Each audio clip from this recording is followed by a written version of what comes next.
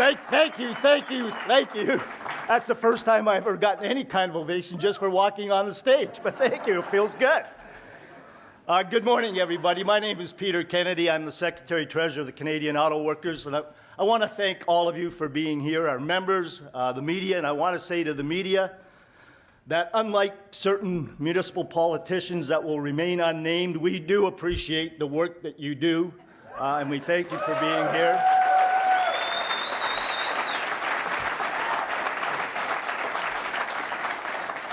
And I guess for many of you, it was you were in very close proximity, and it was just a short walk over to join us. So I thank you for that.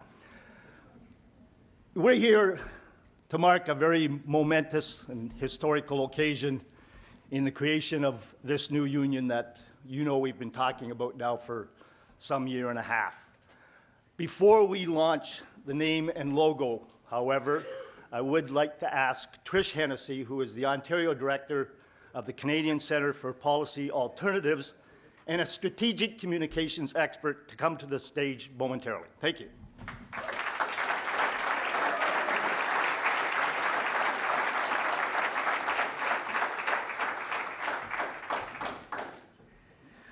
Why get excited about a name and a logo? In itself, it's just a font. It's a color. It's a design. What's in a name? What's the value behind a communications brand? For the new union, the new name and logo symbolizes renewal and the transformation that you're embarking upon today. Symbols are important. You know what major symbol we created in Canada in 1965, the year that I was born? The Canadian flag. It was very simple. It was a red maple leaf set against a white backdrop, framed with two simple red bars, colors and shapes. But it symbolized a new era that our country was heading in. And that's what branding does. Branding can do that. Branding can answer the question, what is special about you and what you do? Look around and you see people wearing all kinds of logos all the time. They wear them on their clothes, they wear them on their shoes, they wear them on bags, it's even on your laptops. What's so special about a union logo? Well, when it's a union logo, it's a sticker on your hard hat. When it's a union logo, it's a label on your work vest. It's a card you carry around in your wallet because you earned that card. You don't just wear a union logo, you carry it with pride.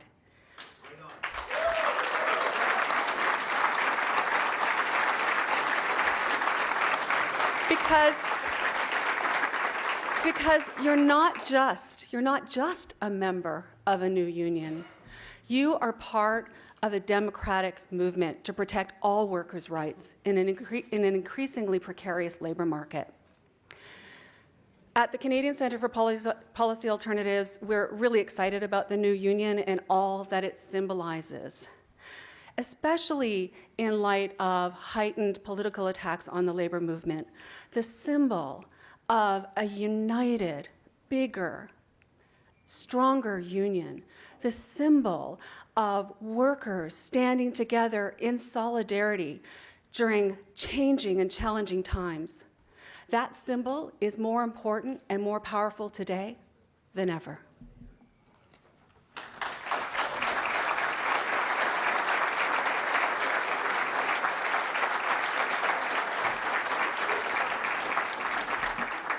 Thank you very, very much, Trish.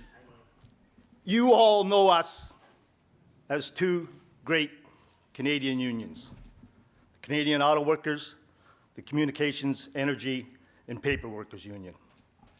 But we're coming together now to create a new union, not just another union, a new union. A union with a new approach and to be a strong voice for working people in all sectors and in all jobs. CAW and CEP, we both have our own long histories of struggle, fights that have gone back over decades. We have our own cultures. We have our own unique way of doing things. But we're coming together now, as I say, into a new organization that will do things in a new, innovative, modern way that has not happened previously within the labor movement. 19 months ago, we started this project with the goal of building on the strengths of both our organizations, not just in the best interests of our members, but also in the best interests of our communities. We went out and we reached out to our members, to working people more generally, whether they were organized or unorganized. We talked to our communities. We talked to everybody to get their opinion as to what this new organization ought to look like and how we could better benefit, again, our members and our communities.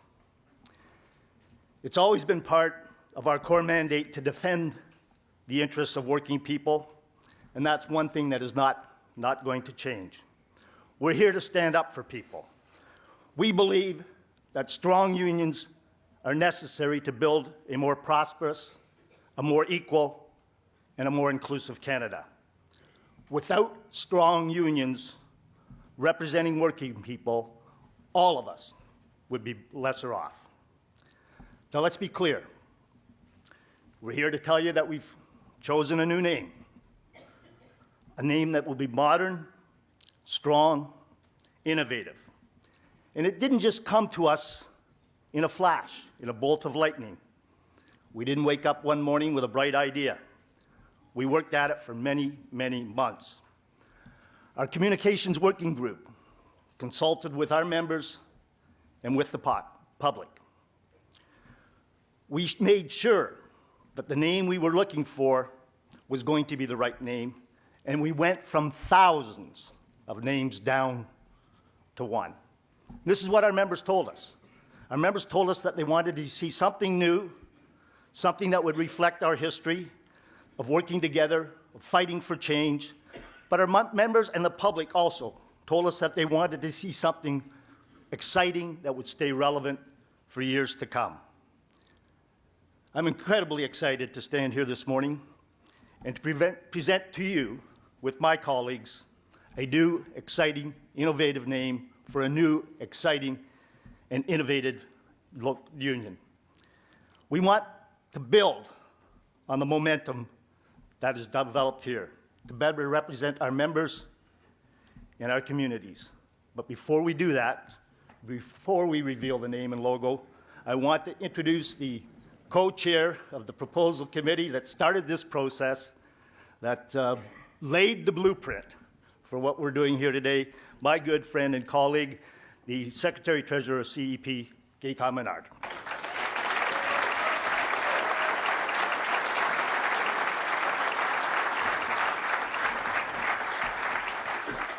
Thank you very much, Peter. Geez, it's good to be here. Good morning, Toronto. Comme Peter l'a mentionné, on est en présence de deux syndicats. As Peter mentioned, we have two unions that each have their histories. Two unions whose predecessors have decided to form a Canadian union. Two unions who, over the years, have shown that there's strength in numbers.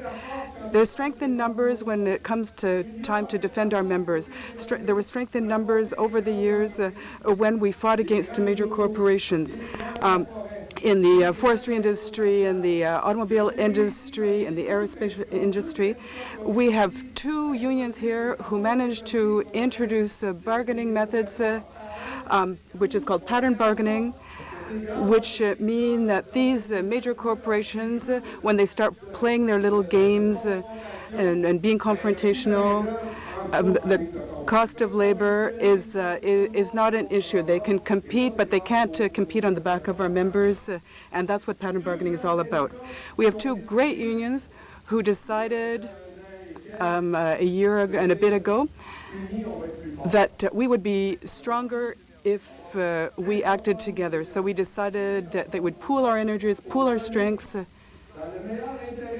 to act in the best interests of our members and to have a stronger organization. We want to act in the best interest of our members, but also of the communities where our members live, because through the union movement, these communities will be able to live well, and because the money that we get from corporations helps to our communities to live better. We started a bit more than a year ago, and we're very proud of the process that we followed to get where we've got to today. It's a process where we said we're not going to cut corners when it comes to serving our members. We're going to meet with our members. It's going to be an open process. We're going to get people's input. We're going to see what they think about what we're doing and what we're going to come up with, what we're going to create. We're going to create a new union. And we did 2 tours with my friend Peter. We went across the country, and we met with more than 5,000 people from sea to sea. That's a lot of people. A lot of people talked to us. A lot of people said, well, what you said is good, but maybe you could make a few adjustments. And I'm very, very proud of the process. It was open and transparent. Everyone had an opportunity to provide their input and to tell us how they saw the new union. And this renewal, because it's an opportunity for both organizations to renew ourselves and to renew unionism in Canada. We're going to build a bigger and better union that will have a new approach. From the very beginning, we said that we wanted to redefine what union membership means. We're going to open our doors to new kinds of membership. You're going to hear talk in our communities about this, because there's going to be a group which will be deciding with an action plan altogether to improve the quality of life for their fellow citizens, whether they're unionized or not. They're going to be able to join us as long as they're a group and they have an action plan to improve quality of life in their communities and their countries. And that's something totally new. We're going to be stronger and more united when it comes to meeting political and economic challenges. We're going to defend our workers. We're going to defend unionism itself, which is under attack. We're going to defend Canadians across the country, our citizens. Our new country will be at the heart of union activism. The challenge over the past few months was to translate all of this. It was a very ambitious project, and we put a lot of energy into it. And we want to create something new. How do you translate all of this into something concrete? And how do you translate it into a name? We wanted a name that would reflect our ambitions, because we are ambitious. We're ambitious for the people we're representing. We're full of ambition. We want our organization to help people and meet their goals. So how do you translate that into a single name? And I think we managed. I think we did a good job. And this name will be around for a while. The name and the logo are important, obviously. And as Sister Trish said, it's something that will reflect us and will be there for the long term. We want it to be recognizable. Will we recognize the name and the logo? And I can tell you that it will be very recognizable, because you're going to see our union on the picket lines, in the streets, talking to our politicians, defending our communities, and very quickly everybody will know the new name and the new logo. Everybody will know who we are. Everybody will know who we're talking about.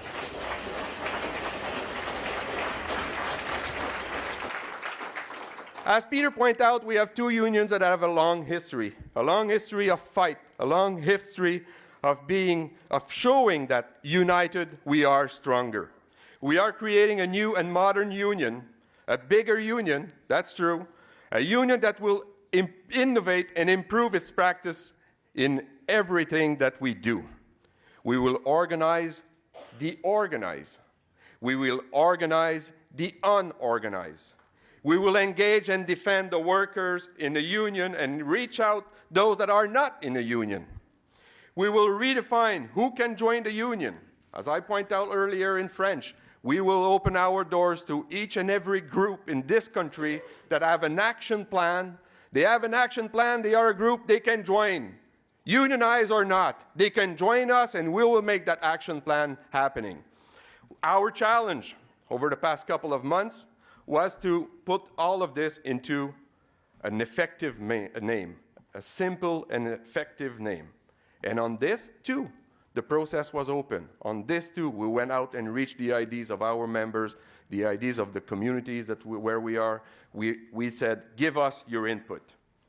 The name and logo will become famous, I'm sure, in a very short period of time. That name and logo will become famous. Why? Because you're going to see us on the picket line. You're going to see us in the street.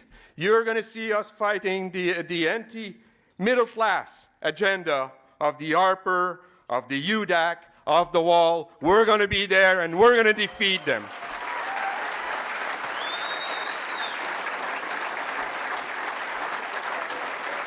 My friends, united we will be for all those fights. So now is the time for me to remove my little pin here. I'll remove it. And now is the time to show you what is the new name and logo.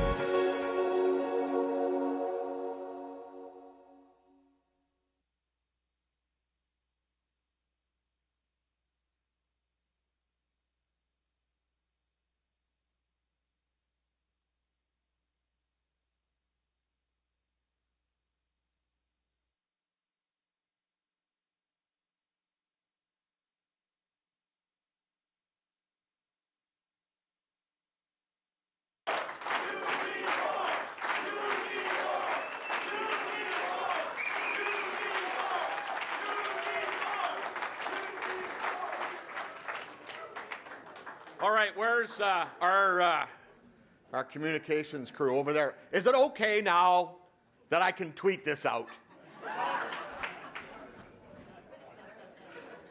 Is it okay to push the button now? They had it locked up. They wouldn't let me use it for the last 2 weeks. Better put it away. Unifor. It is our new logo. It is our new name. We are proud to introduce to you Unifor, the Union for Canada. Unifor is a name to show our traditional and long-standing union values: unity, solidarity, strength, and determination. It's a name to show that we are here to build a union for the future, one that is responsive to the needs of all Canadians in the 21st century. A union that is modern, forward-looking, and welcoming to everyone. Unifor stands for a safer workplace, secure employment, wages and benefits that provide a decent living standard, and dignity and respect in the workplace. Our members and all workers deserve a strong and safe workforce, and they deserve protection at work. We have chosen a shield to represent us.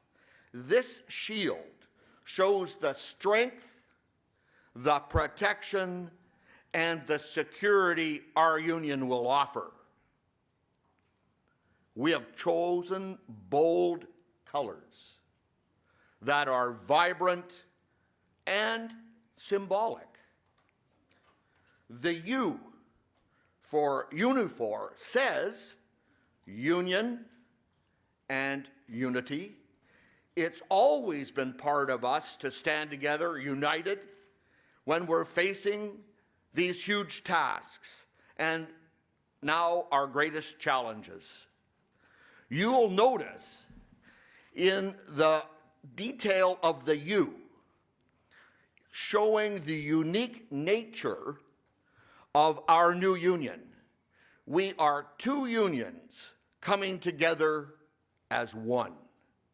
We are coming into existence to ensure that together we can properly defend with all our strength the interests and the rights of working class people. We have said it before and we'll continue to say it now. The new union, Unifor, will make a priority of organizing new members. Unifor, a union for workers, a union for unemployed, a union for self-employed, a union for women, a union for youth and students, a union for diverse communities and all new Canadians, a union for everyone. I'd like to take the opportunity now to introduce to you my dear friend, President of the CAW, Ken Luenza.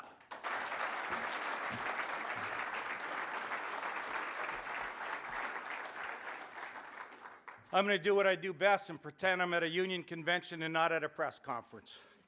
Because when the labor movement speaks, the labor movement speaks for all Canadians. And when the labor movement speaks, we're trying to raise the expectations of all Canadians. But in the meantime, I want to just talk to our direct members. What does Unifor mean today? 800 local unions throughout the country. 3,000 bargaining units. In excess of 300,000 members in more than 20 different sectors of the economy. We also have 20,000 elected leaders advocating for workers throughout the country, not just in the workplace, advocating for workers throughout the country. So we have a small army of activists, community activists, political activists, social activists. And that reality is our combined energies, our combined efforts, our combined work of the last 18 to 19 months is about raising expectations. It's about raising hope. It's about fighting back and defending the middle class and defending the history that allowed us to buy cars, buy homes, send our kids to school. And those folks that couldn't buy cars and buy homes and send their kids to school, they knew they could turn to the union to someday have that opportunity. And 59 years ago, a young kid was born in Hotel Dieu Hospital in Windsor. And I know what my father said when I came out. You're a union member with the UAW. I could still hear it. And over the period of time in the UAW, I knew what the union meant as a youngster. I had new school clothes when I went to school. I had food on the table. My father provided for a family of 8. We shared with our neighbors where we could, because the standard of living in the 40s and 50s weren't as it is today. But the people before us, in every generation and in every decade, made improvements for our members, made improvements for our country, fought for things like old age security, Canada pension, income support for those that fall out because the economic system doesn't give them an opportunity to excel and use their own potential, but we spoke for those people. We are part of the economic and social fabric of our nation. I learned that at a young age. And over the years, 30 years ago, as a young representative from CAW Local 444, A pioneer in the labor movement, Bob White, said, "It's time for change." He was a director of the Canadian division of an international union. He seen the UAW not representing the interest of Canada's interests. Not to be critical. We wanted to be a sovereign union. We wanted to be a union that raised the expectations of all Canadians. We wanted to be seen as an organization that could advance the causes of working men and women throughout this country and those that, quite frankly, weren't in the workforce yet. And Bob White said at that particular time, for us to have the ability to do that, we're going to have a sovereign Canadian union. And we asked our 85,000 members at that time if they had the desire, if they had the commitment, and if they had the determination and confidence to leave a powerful, strong union, to stand on our own 2 feet. Our union today is made up of over 42 mergers. CEP is made up of mega mergers. Not one union in isolation and the other. Unions coming together on the interest of their members. And over the last 30 years, I fell in love with my union. I fell in love with the people I work with. I fell in love with the hope and the expectations, the aspirations that we've seen for ourselves that we could pass on to other generations.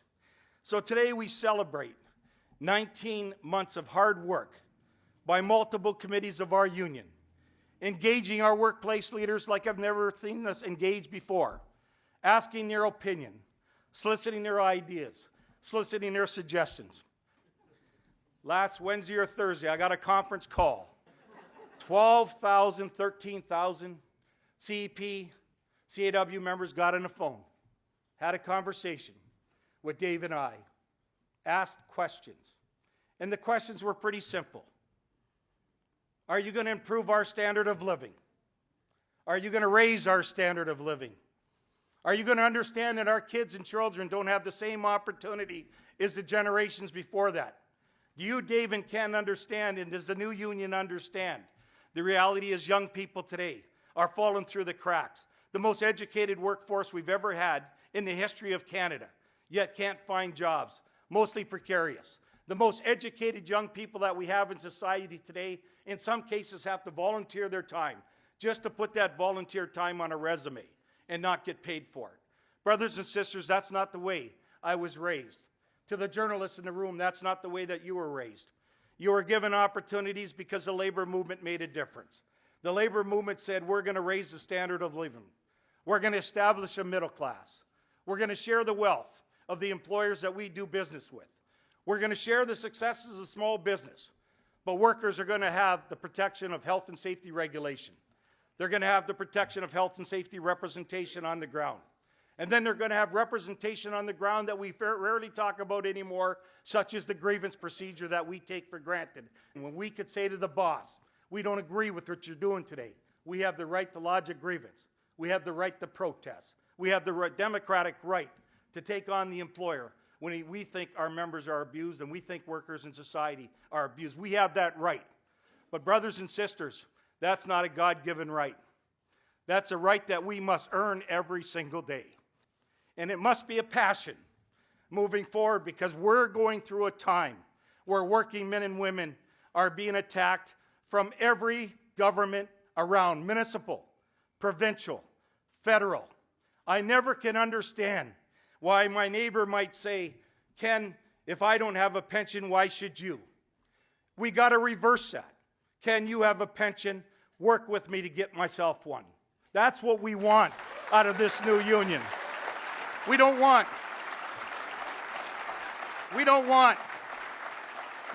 division. We want equality. We don't want unfairness. We want fairness. We don't want injustice. We want justice. And we want opportunity, and we want to raise hope. And I want to just say to the folks in this room in my concluding remarks, I want to say, Paul Moist, this Unifor union, combined union of 300,000 members, isn't a threat to your organization. It's a compliment to your organization. To John Cartwright, the President of Labor Council that's here today, this is not a threat to the work that the Labor Council does today. It strengthens the works of the Labor Councils today as we combined our energies and our passion in the interest of working men and women and those who need the voice of the labor movement. To Sid Ryan, the Ontario Federation of Labor, and other leaders that are here today, see this as an opportunity of strength, of us collectively being inspired to raise expectations and raise hope. And the divisions that we have, which is 5% of the time, not get overwhelmed by the 95% of the work that we have to do to defend men and women in this country. So I speak from my heart, and at the end of the day, that's what it's about. At the end of the day, you see an injustice, you try to fix it. You see an unfairness, you turn it to a fairness. When you see no opportunity, you try to turn it into an opportunity. If you walk by those particular areas where people need each other through the collective voice of a union, it's not Ken Lowenza, it's not Dave Coles, not Gaetan, not Peter, not my friends Michelle and Savan from Quebec. It's not about the 20,000 leadership. It's about a country of 30 million people. 30 million people that if they never had the voice of the labor movement, their lives would be changed. The conditions of our communities would be much different. The standard of living we all enjoy today, including unorganized workers, would be much different today without organized labor. So today, we announce our name, Unifor. And it will take me a while to get used to it, because I've got CAW tattooed on my heart and in my soul. And CEP members have their union tattooed in their heart and their soul. And people will ask, in the next couple of months, the individuals that will lead the union. And brothers and sisters, not one single person has talked about their individual needs in the last 7 or 8 months. We had 2 National Executive Board meetings this week in this hotel, bringing both National Executive Board leadership together. Not one single person said, what's in it for me? Where am I going to go? Who's going to lead the union? We said, let's get the culture. Let's establish our constitution. Let's set the framework for a new union. And once we establish those particular issues, then whoever leads it has got to have passion, got to have the love of the union, have to have the understanding that when you wake up in the morning, you're going to make a difference in somebody's lives, if not the lives of the collective nation. I know I raise expectations, and I know we raise hope. And I know if somebody looks at our document out there, they're going to say, holy Christ, that is impossible. But you know what? Brave workers in Ford Motor Company in 1944 took to the streets not to win wages, not to win benefits, to win union security. They hit the street. And then a judge was pretty smart. We went to a judge because we couldn't settle the dispute with employers who didn't want to recognize the union. And the judge said, Justice Rand said, that everybody benefits as a result of collective bargaining. Everybody in a collective bargaining situation that democratically chose to choose their union and democratically has the right to elect their bargaining committee, all benefits as a result of collective bargaining, so everybody must pay the freight, no freeloaders. And we've been living under those rules for the last 70 or 80 years. And we have governments today that sees that to a threat to them and to a threat to their economic vision. Our economic vision is everybody pays their freight. And those that pay their freight, quite frankly, are going to benefit the Canadians that, quite frankly, want to join a union. Every single poll says, if you were not impeded from joining a union, would you join a union? And the polls say yes over yes over yes. But governments put in rules to limit and restrict workers from joining a union. They penalize workers for signing a union card in the workplace. That happens in 2013. So brothers and sisters, Unifor will be a powerful union. It'll be a powerful message, which will take some time, as the CAW took some time after we left the UAW. It'll be hard to get used to. But it won't be the logo by itself. The logo is important when we're at demonstrations, when we have our flags, when we're out there trying to expose what kind of an organization we are. That logo is going to mean a hell of a lot. But what means everything in the labor movement is that we care for one another, that we have passion for one another, and that we don't leave anybody behind. And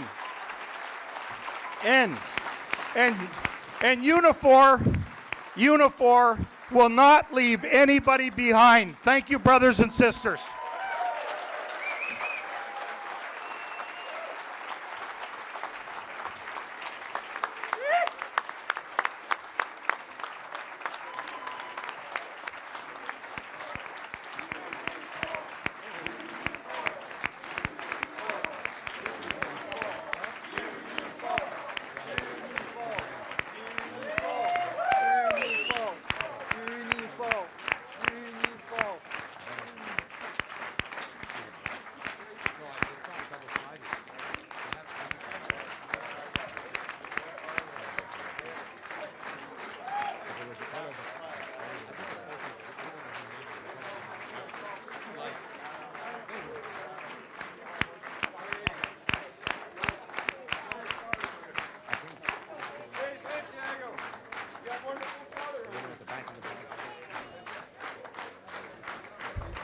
The real union. Paul Moyse, join us.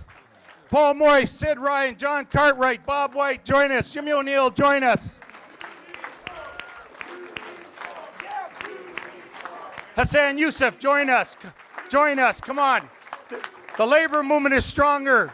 The labor movement is stronger. Absolutely. Yes, sir. Peter, come here, Bob. Bob, come here.